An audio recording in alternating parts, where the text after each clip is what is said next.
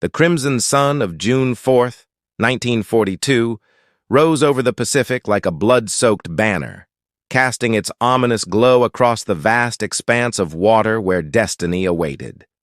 Admiral Chuichi Nagumo stood on the bridge of the aircraft carrier Akagi, his weathered hands gripping the rail as he gazed toward the horizon where American forces lurked beyond sight.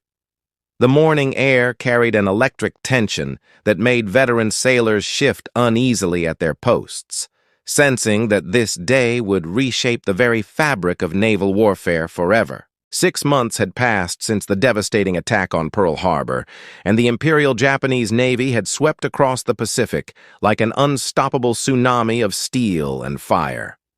Their carrier fleet, the Kido Butai, had become the stuff of legend and nightmare, striking Allied forces with surgical precision from the Marshall Islands to Ceylon. The 4 magnificent carriers under Nagumo's command, Akagi, Kaga, Soryu, and Hiryu, represented the pinnacle of naval aviation technology, their flight decks teeming with the most experienced pilots in the world. But Admiral Isoroku Yamamoto, the architect of Japan's naval strategy, harbored deep concerns that gnawed at his strategic mind like persistent waves against a rocky shore. He understood that Japan's initial victories had been built upon surprise and superior preparation, advantages that would inevitably erode as America's industrial might awakened from its slumber. The attack on the Doolittle Raiders' homeland soil had stung American pride, and Yamamoto knew that the sleeping giant was beginning to stir with frightening determination. The plan to capture Midway Atoll represented more than mere territorial expansion. It was a calculated gamble to draw the remnants of the American Pacific Fleet into a decisive battle where Japan's superior experience and tactical brilliance could crush their enemies once and for all.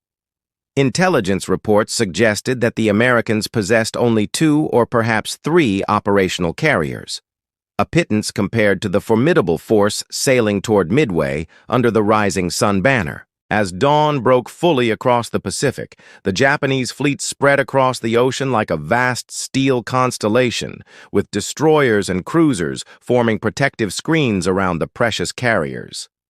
The sound of aircraft engines warming up created a symphony of mechanical power that echoed across the water, while flight deck crews scurried about their duties with practiced efficiency. Zero fighters, Nakajima torpedo bombers, and Aichi dive bombers stood ready like predatory birds of prey, their pilots mentally rehearsing the attack patterns that had brought them victory after victory. According to wartime correspondence preserved in the National Archives, Japanese pilots displayed supreme confidence that morning, joking among themselves about the ease with which they would dispatch any American resistance they might encounter. Flight Petty Officer Hiroyoshi Nishizawa, already an ace with numerous kills to his credit, reportedly told his wingmen that the Americans would flee at the first sight of the Imperial Navy's might, just as they had done so many times before. Yet beneath this surface confidence, subtle signs of unease began to manifest among the more observant officers. Radio intercepts had revealed unusual American naval activity in recent weeks, and reconnaissance flights had reported scattered sightings of enemy vessels in areas where none should have been present. Some junior officers whispered that perhaps the Americans possessed better intelligence than Japanese command had assumed, but such concerns were quickly dismissed by senior staff who had grown accustomed to easy victories. The stage was set for what would become the most pivotal naval battle in Pacific history, where the rising sun would collide with determined American eagles in a clash that would determine the fate of nations and transform aircraft carriers from symbols of invincible power into floating tombs beneath the merciless Pacific sky. Beneath the rolling waves of the Central Pacific, a different kind of warfare had been raging for months, a shadow conflict fought with code breakers, radio intercepts, and the brilliant minds of men who would never fire a shot in anger. At Pearl Harbor's basement headquarters, Commander Joseph Rochefort and his team of cryptanalysts had been working around the clock, their eyes bloodshot from staring at endless streams of encrypted Japanese communications, searching for patterns in the chaos of war. The breakthrough had come weeks earlier when Rochefort's team successfully penetrated the Japanese Navy's JN-25 code, revealing the enemy's intentions with startling clarity. The intercepted messages spoke repeatedly of an operation targeting AF, a location that Rochefort was convinced represented Midway Atoll. To confirm this suspicion, he orchestrated a brilliant deception, having Midway's garrison send an uncoded message reporting problems with their water purification system. Within hours, Japanese radio traffic buzzed with reports that AF was experiencing water shortages, confirming what Rochefort had suspected all along. Admiral Chester Nimitz, commander of the Pacific Fleet, now possessed the most precious commodity in warfare: advanced knowledge of his enemy's plans. The intelligence coup provided not just the target of the Japanese operation, but detailed information about the composition and timing of their assault force. As Nagumo's carriers steamed toward their target, they remained unaware that American submarines had taken positions along their projected route, like patient hunters waiting in ambush. The submarine USS Nautilus, commanded by Lieutenant Commander William Brockman, had been tracking the Japanese fleet for hours, sending regular position reports back to Pearl Harbor despite the constant threat of detection and destruction. The American response to the intelligence windfall had been swift and decisive. Admiral Raymond Spruance, temporarily commanding Task Force 16 in place of the hospitalized Admiral William Halsey, had positioned his carriers Enterprise and Hornet northeast of Midway, while Rear Admiral Frank Fletcher's Task Force 17, centered around the hastily repaired Yorktown, approached from the southeast. The Americans had achieved what military strategists dream of. They would be waiting in ambush for an enemy who believed he held the element of surprise. On Midway itself, the small garrison had been reinforced with every available aircraft, from obsolete Buffalo fighters to modern Dauntless dive bombers. Colonel Harold Shannon's Marines had transformed the tiny atoll into a fortress bristling with anti-aircraft guns and coastal defense weapons.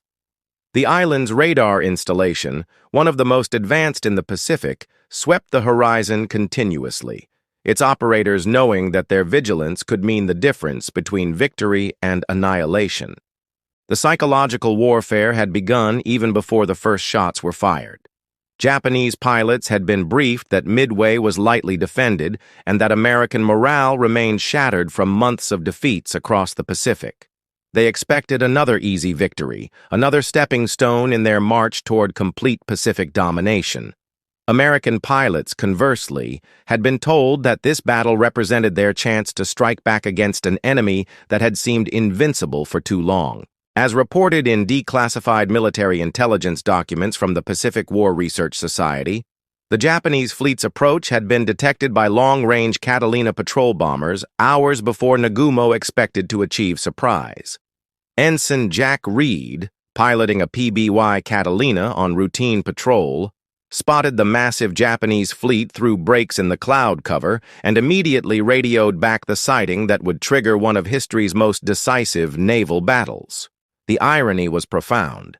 Japan's most experienced naval commander was sailing into battle believing he held every advantage, while his enemies not only knew he was coming, but had positioned themselves to exploit his tactical assumptions. The intelligence war had been won decisively by the Americans, setting the stage for a confrontation where superior numbers and experience would clash against better preparation and positioning. Unknown to both sides, they were about to participate in a battle that would demonstrate the fragility of naval aviation's most powerful weapons. The aircraft carriers that had seemed so invincible just months before were about to reveal their vulnerability when stripped of the element of surprise and forced to fight under conditions their designers had never anticipated. At 05:30 hours on June 4th, the tranquil morning air above the Pacific shattered as 108 Japanese aircraft launched from the four carriers of the Kido Butai, their engines creating a thunderous symphony that announced the beginning of what would become naval aviation's most pivotal day. Lieutenant Commander Joichi Tominaga led the aerial armada toward Midway, his horizontal bombers and fighters spreading across the sky like a deadly cloud of steel and determination, while below, the carrier crews prepared for what they expected would be another routine victory.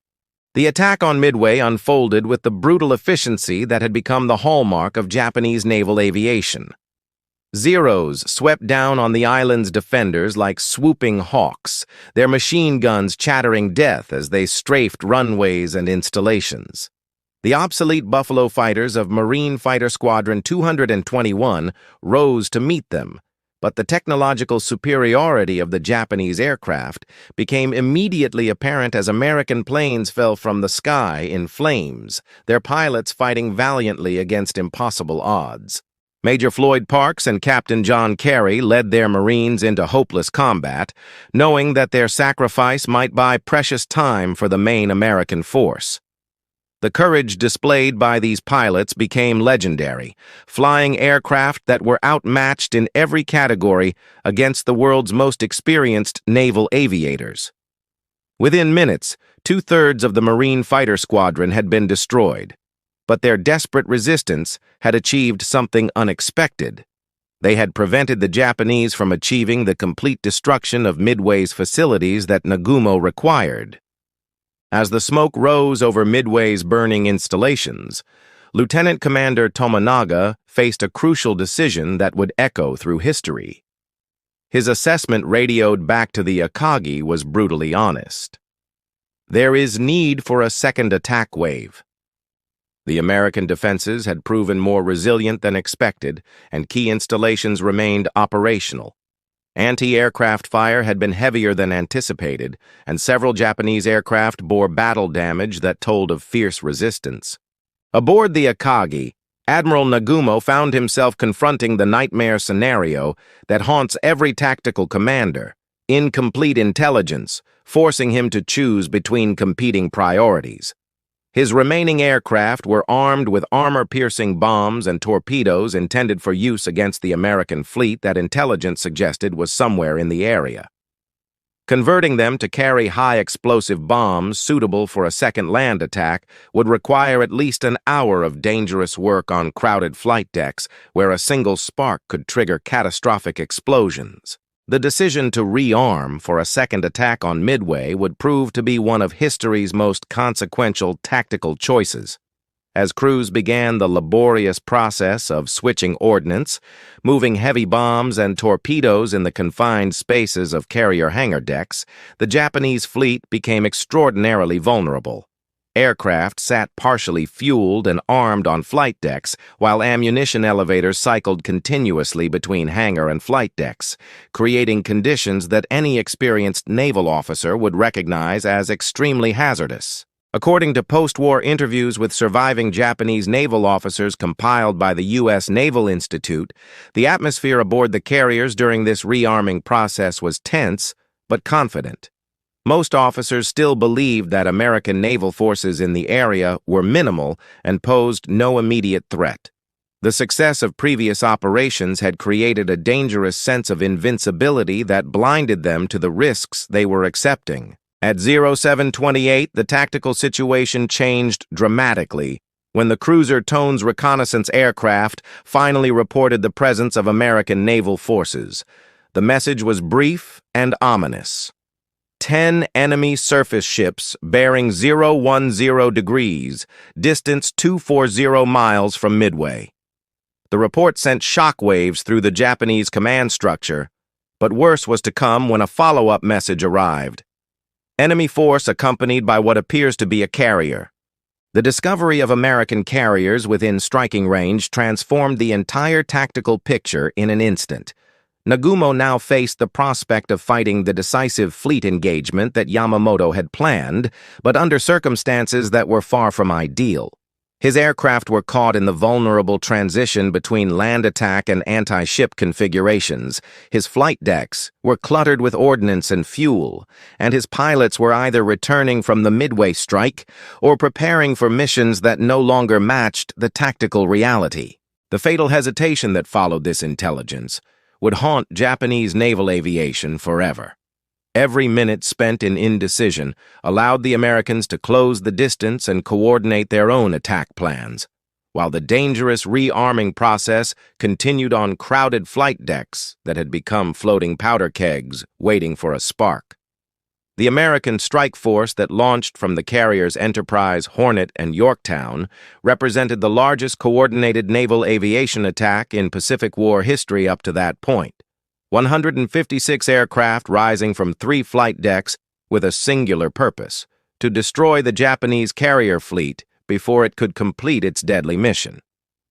The morning sun glinted off their wings as dauntless dive bombers, Devastator torpedo bombers, and Wildcat fighters formed up in attack formations that would either secure American victory or perish in the attempt. Lieutenant Commander Clarence Wade McCluskey, leading Air Group 6 from the Enterprise, faced a navigation challenge that would determine the outcome of the entire battle. The Japanese fleet was not where intelligence had predicted, and fuel gauges showed that his aircraft were approaching the point of no return. The vast Pacific stretched endlessly in all directions, offering no landmarks to guide his search, while precious minutes ticked away and his pilots watched their fuel supplies dwindle toward critical levels. The first American attack wave to locate the Japanese carriers came from Torpedo Squadron 8, led by Lieutenant Commander John Waldron, flying from the Hornet. These obsolete Devastator torpedo bombers, slow and vulnerable, approached the Japanese fleet at wave-top level in what amounted to a suicide mission against the most concentrated anti-aircraft firepower in the Pacific. Waldron had reportedly told his pilots before takeoff that he expected none of them to return, but that their sacrifice might create opportunities for the dive bombers following behind them. The slaughter of Torpedo Squadron 8 became one of the most heroic and tragic episodes in naval aviation history. Zero fighters and anti-aircraft fire from dozens of ships created a wall of death that no aircraft could penetrate. One by one, the Devastators fell into the Pacific, their crews dying in the cockpits of obsolete aircraft that had no chance against modern defenses. Only Ensign George Gay survived, floating in the water among the wreckage of his squadron, witnessing the battle that would determine the Pacific War's trajectory. The sacrifice of the torpedo squadrons, though tactically unsuccessful, achieved something that would prove decisive. They had drawn the Japanese fighter cover down to sea level and scattered it across the task force's defensive perimeter. When Lieutenant Commander McCluskey's dive bombers finally located the Japanese carriers at 0524 hours, they found their targets virtually undefended by fighter aircraft, with most Zeros at low altitude and low on fuel after dealing with the torpedo attacks. The sight that greeted McCluskey's pilots was beyond their most optimistic expectations. The Japanese carriers lay spread across the ocean like sitting ducks, their flight decks crowded with aircraft, fuel lines, and ordnance. The Akagi and Kaga steamed in formation, apparently unaware of the approaching threat, while crews continued the dangerous rearming process that had left both ships in an extremely vulnerable condition. According to the official action report filed by Lieutenant Richard Best, leader of Bombing Squadron 6, the attack that followed represented naval dive bombing at its most precise and devastating. The dauntless dive bombers rolled into their attacks from 14,000 feet, screaming down at nearly vertical angles while Japanese anti-aircraft gunners frantically tried to track targets moving at over 300 miles per hour.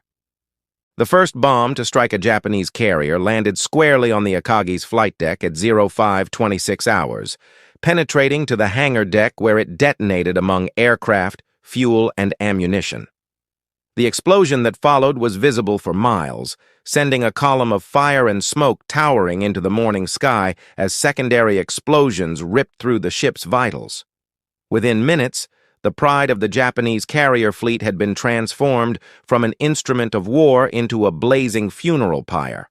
Lieutenant Commander Richard Best's bomb struck the Akagi just aft of the island superstructure, while other bombs from his squadron found their marks on both the flight deck and hangar areas. The concentrated attack lasted less than 5 minutes, but in that brief span, American dive bomber pilots achieved what months of previous engagements had failed to accomplish. They had struck a mortal blow against the seemingly invincible Japanese carrier force. The transformation was instantaneous and horrifying. Ships that had been symbols of Japanese naval supremacy became floating infernos as aviation fuel ignited and spread fires throughout their structures, while ammunition explosions shook the vessels like toys in the hands of angry giants, sending debris and human bodies cascading into the Pacific waters below.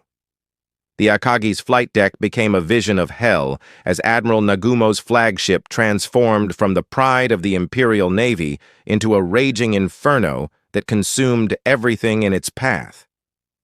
Lieutenant Commander Richard Best's 1,000-pound bomb had penetrated deep into the carrier's vitals, detonating among 40 fueled and armed aircraft that were being prepared for the next strike against the American fleet. The explosion created a chain reaction that ripped through the hangar deck like the wrath of vengeful gods, sending sheets of flame racing along fuel lines and igniting secondary explosions that shook the massive ship to its very keel. Captain Taijiro Aoki, the Akagi's commanding officer, found himself trapped in a nightmare that no amount of training had prepared him to handle. The carrier's damage control systems, designed to handle battle damage from enemy shells or torpedoes, proved inadequate against the all-consuming fires that raged through compartments filled with aviation gasoline, bombs, and torpedoes. Thick black smoke poured from elevator shafts and ventilation systems, creating toxic clouds that made rescue operations nearly impossible, while temperatures soared to levels that buckled steel bulkheads. Simultaneously, the carrier Kaga suffered an even more devastating fate as Lieutenant Commander Wade McCluskey's remaining dive bombers found their mark with surgical precision. 4 bombs struck the veteran carrier within the span of 2 minutes, each one adding to a crescendo of destruction that would be remembered as one of naval warfare's most complete annihilations. The first bomb struck near the bridge, killing most of the ship's senior officers instantly, while subsequent hits penetrated to ammunition storage areas where they triggered explosions that lifted entire sections of the flight deck into the air. The scenes aboard both carriers defied human comprehension, as sailors and airmen struggled to survive in conditions that resembled the biblical descriptions of hell itself. Aviation fuel spread across tilting decks created rivers of fire that trapped men in compartments that became furnaces, while exploding ammunition sent shrapnel scything through packed spaces where damage control parties were attempting to fight the flames. The screams of wounded and dying men mixed with the roar of uncontrolled fires and the thunderous detonations of secondary explosions to create a symphony of destruction that haunted survivors for decades. Petty Officer First Class Juzo Mori, a veteran aircraft mechanic aboard the Kaga, later described the horror in interviews with military historians. The hangar deck became a lake of fire, with burning gasoline floating on water from broken fire mains. Men were jumping overboard to escape the flames, but many were already dead from the explosions. I saw aircraft mechanics I had worked with for years disappearing into the smoke, and I knew I would never see them again. The third carrier to fall victim to American dive bombers was the Soryu, attacked by aircraft from the Yorktown under Lieutenant Commander Maxwell Leslie. The smaller carrier proved even more vulnerable than her larger sisters, with 3 direct hits setting off a series of explosions that gutted her from stem to stern in less than 10 minutes. The speed of her destruction was so rapid that many of her crew never had a chance to reach their battle stations before the ship became uninhabitable. According to post-war damage assessments compiled by the U.S. Strategic Bombing Survey, the effectiveness of the American dive bomber attacks exceeded even the most optimistic pre-war projections for such weapons. The concentration of vulnerable materials on carrier flight decks, fueled aircraft, ordnance, and aviation gasoline, created conditions where relatively small bombs could trigger disproportionately large amounts of damage through secondary explosions and fires. The psychological impact on Japanese personnel who witnessed the destruction was perhaps as significant as the physical damage itself. These carriers represented the ultimate expression of Japanese naval power, ships that had brought terror to enemy fleets from Pearl Harbor to Ceylon. To see them reduced to burning hulks in a matter of minutes challenged fundamental assumptions about Japanese naval superiority and revealed the inherent vulnerability of even the most powerful warships when caught under the wrong circumstances. Captain Ryusaku Yanagimoto of the Soryu chose to go down with his ship, refusing evacuation even as flames consumed the bridge around him.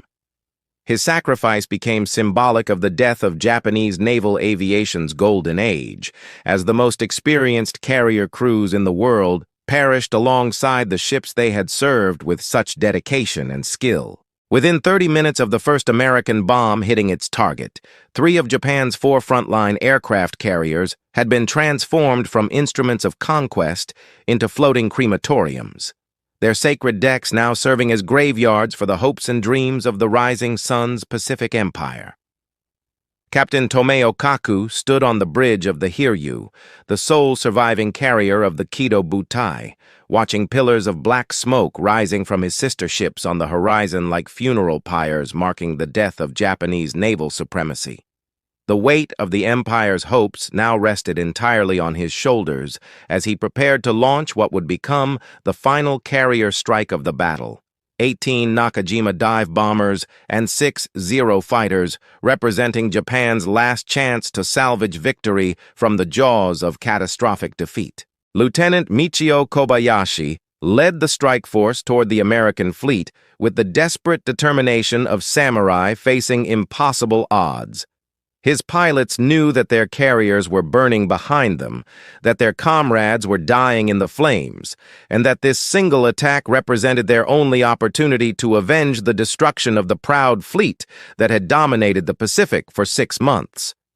The psychological burden was immense, but these veteran aviators channeled their grief and rage into steely focus as they approached their targets. The attack on the USS Yorktown unfolded with the precision and lethality that had made Japanese naval aviation legendary across the Pacific.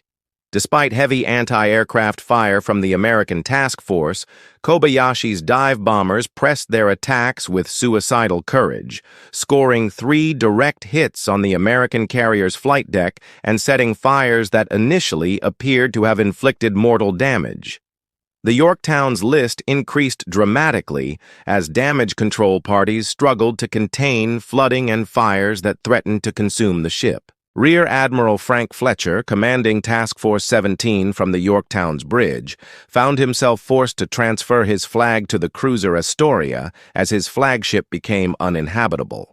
The sight of another American carrier, apparently mortally wounded, sent waves of concern through the fleet, particularly when Japanese reconnaissance aircraft reported the Yorktown as sinking, leading to premature celebrations among the few remaining Japanese forces. But the Yorktown's damage control officer, Lieutenant Commander Clarence Aldrich, orchestrated one of naval history's most remarkable recovery efforts.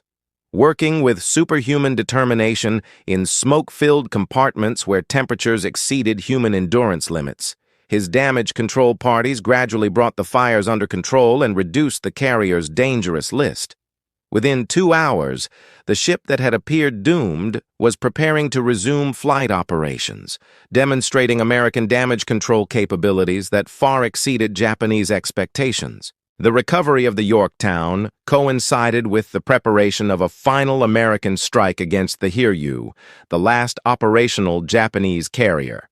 Lieutenant Commander Clarence Wade McCluskey, despite having already led one successful attack earlier in the day, volunteered to lead this crucial mission that would determine whether Japan retained any carrier capability in the Central Pacific. His pilots, exhausted from hours of combat operations, nonetheless prepared their aircraft with grim determination to finish what they had started. As reported in declassified Navy Department communications from the National Security Archive, the attack on the Hiryu represented the crescendo of the Battle of Midway's aerial combat. 24 dauntless dive bombers from the Enterprise and Yorktown converged on the last Japanese carrier at 1600 hours, finding her steaming at high speed in a desperate attempt to escape the fate that had befallen her sisters. The Hiryu's anti-aircraft defenses put up fierce resistance, but the concentration of American attacks overwhelmed her protective fire. 4 direct bomb hits transformed Japan's last operational carrier into another blazing inferno, with fires racing through her hangar deck and flight deck facilities with the same devastating efficiency that had doomed the Akagi, Kaga, and Soryu earlier in the day. Captain Kaku's decision to remain aboard his dying ship embodied the tragic nobility that characterized Japanese naval officers throughout the Pacific War. As flames consumed the Hiryu's superstructure, he chose death with honor over the shame of survival, becoming another casualty of a battle that had fundamentally altered the balance of power in the Pacific theater. By sunset on June 4, 1942, the most powerful carrier-striking force in naval history had been reduced to 4 burning hulks drifting helplessly on the Pacific swells. The transformation was so complete, so devastating, that it challenged fundamental assumptions about the nature of naval warfare itself, proving that even the mightiest fleets could be destroyed in a matter of hours when caught under the wrong circumstances by determined enemies. The last dragon of the Kido Butai had breathed its final breath, and with it died Japan's dreams of Pacific conquest through carrier aviation superiority. As darkness fell over the Central Pacific on the night of June 4, 1942, 4 Japanese aircraft carriers drifted like floating funeral pyres across the dark waters, their internal fires casting an eerie orange glow against the star-filled sky, while the remnants of the once mighty Kido Butai struggled to comprehend the magnitude of their disaster. The Akagi, Kaga, Soryu, and Hiryu, names that had struck terror into Allied hearts from Pearl Harbor to Ceylon, now served as monuments to the fragility of naval power when stripped of tactical surprise and proper intelligence. Aboard the battleship Yamato, Admiral Isoroku Yamamoto faced the most difficult decision of his distinguished naval career as reports streamed in detailing the complete destruction of his carrier-striking force. The architect of Japan's naval strategy understood immediately that the loss of 4 frontline carriers and their irreplaceable air crews represented a catastrophic blow from which the Imperial Navy might never recover.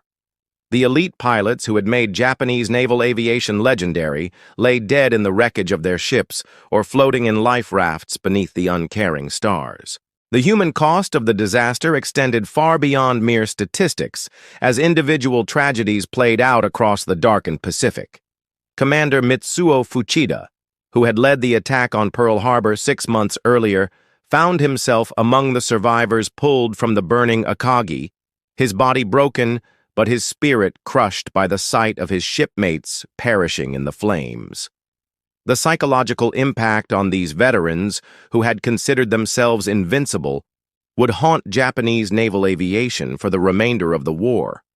Captain Jisaku Okada of the destroyer Arashi faced an agonizing choice as he approached the burning hulk of the Kaga, her flight deck glowing red-hot from internal fires, while occasional explosions sent debris cascading into the surrounding water.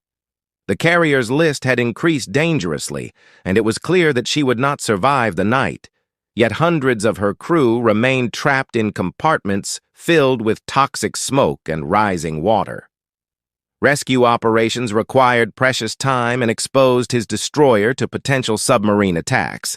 But Okada could not abandon his countrymen to die in the flames. The destroyer Isokazi attempted similar rescue operations near the burning Soryu, her crew working frantically to pull survivors from oil-slicked waters, while the carrier's ammunition magazines continued to explode in tremendous detonations that illuminated the night sky like deadly fireworks. Many of the men they rescued bore horrible burns from aviation fuel fires, their bodies testament to the savage nature of carrier warfare when defensive systems failed catastrophically. Meanwhile, the submarine USS Nautilus, which had been tracking the Japanese fleet throughout the day, moved closer to investigate the burning carriers, her periscope cutting through the dark water as Commander William Brockman assessed the extent of Japanese losses. The intelligence value of confirming the destruction of all four carriers was immense, but the submarine's presence in the area also represented a continuing threat to Japanese rescue operations and damaged ships attempting to withdraw. According to declassified war diaries from the Japanese Combined Fleet Headquarters, preserved in the Diet Library's military archives, the night of June 4th marked the moment when senior Japanese naval officers began to grasp the full implications of their defeat. The loss of four carriers represented not just tactical failure, but strategic catastrophe, as Japan lacked both the industrial capacity and trained personnel to replace such losses within any reasonable time frame. The Hiryu, last of the four carriers to succumb, finally succumbed to her wounds at 0510 hours on June 5th, her hull breaking apart in a series of underwater explosions that sent shockwaves through the surrounding water. Captain Tomeo Kaku and Rear Admiral Taman Yamaguchi had chosen to go down with their ship, their deaths symbolizing the end of Japanese naval aviation's period of dominance in the Pacific theater. As dawn approached on June 5th, the Japanese fleet began its melancholy withdrawal toward home waters, leaving behind not only four aircraft carriers, but also the dreams of empire that had driven their nation into the Pacific War. The surviving ships carried with them the wounded and traumatized survivors of the greatest naval aviation disaster in history, men who would bear physical and psychological scars for the remainder of their lives. The night of burning ships had lasted less than 12 hours, but its effects would reverberate through history for decades to come, marking the precise moment when the tide of the Pacific War turned irreversibly in favor of the United States and its allies, while Japan's carrier decks, now resting on the ocean floor, had indeed become graveyards for the rising sun's ambitions. The sun that rose over the Pacific on June 5th, 1942, illuminated a fundamentally altered strategic landscape where the balance of naval power had shifted irrevocably from the Empire of Japan to the United States of America. The debris field that marked the grave of the Kido Butai stretched across miles of ocean surface. Life rafts, floating wreckage, and oil slicks that told the story of the most decisive naval battle since Trafalgar, while American search aircraft circled overhead like victorious eagles surveying the destruction of their enemies. Admiral Chester Nimitz, receiving the battle reports at his Pearl Harbor headquarters, understood immediately that Midway represented far more than tactical victory. It marked the beginning of America's transformation from defensive operations to strategic offensive capability in the Pacific theater. The destruction of Japan's premier carrier striking force meant that the United States Navy could now contemplate amphibious operations against Japanese-held territories without fear of devastating carrier attacks that had previously made such operations suicidal. The human cost of Japan's defeat extended far beyond the ships themselves, encompassing the loss of approximately 3,000 highly trained naval personnel whose experience and expertise could never be replaced. The pilots who perished in the flames of the four carriers had represented the elite of Japanese naval aviation, men who had trained for years to master their craft and who possessed combat experience that was absolutely irreplaceable in wartime conditions. Captain Mitsuo Fuchida, the Pearl Harbor strike leader who survived the destruction of the Akagi, would later write in his memoirs that June 4, 1942, marked the day when Japan's naval officers first began to doubt their nation's ability to achieve victory in the Pacific War. The psychological impact of witnessing seemingly invincible carriers reduced to burning wreckage challenged fundamental assumptions about Japanese technological and tactical superiority that had sustained morale through 6 months of continuous operations. The strategic implications of the Midway defeat reverberated through Japanese military planning for the remainder of the war. Admiral Yamamoto's carefully crafted plan to destroy American naval power in a decisive engagement had backfired catastrophically, leaving Japan with insufficient carrier strength to support major offensive operations, while American industrial capacity began producing replacement vessels at an unprecedented rate. American industrial statistics from the War Production Board, as documented in official government records, reveal the true magnitude of Japan's strategic miscalculation. While Japan had lost 4 irreplaceable fleet carriers at Midway, American shipyards were already constructing dozens of new carriers under the Essex-class program, with production schedules that would deliver multiple new vessels every month throughout 1943 and 1944. The battle's aftermath also demonstrated the critical importance of intelligence warfare in modern naval operations. Commander Joseph Rochefort's cryptanalytic team had provided American commanders with detailed advance knowledge of Japanese intentions, enabling them to position their forces for maximum tactical advantage despite being significantly outnumbered in terms of available aircraft and experienced pilots.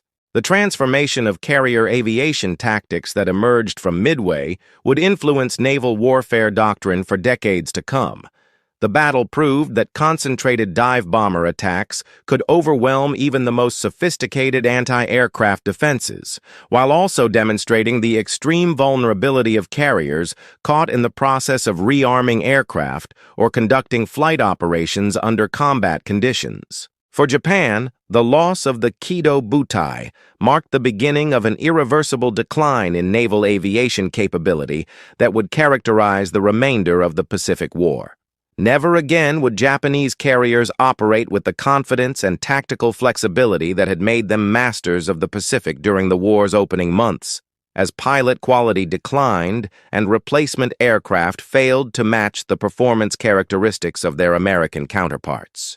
The graves of the 4 Japanese carriers, Akagi, Kaga, Soryu, and Hiryu, rest today on the Pacific floor approximately 3 miles beneath the surface, their hulks serving as permanent memorials to the men who died aboard them, and the empire whose dreams of Pacific dominance died with their ships. The Battle of Midway had lasted only 3 days, but its consequences echoed through history, marking the moment when Japan's carrier decks truly became graveyards, and the rising sun began its long descent toward the darkness of defeat. In the end, the fierce turning point at Midway proved that in modern warfare, superior intelligence and tactical positioning could overcome numerical advantages and combat experience, forever changing how naval battles would be fought and establishing the United States as the dominant Pacific power for generations to come.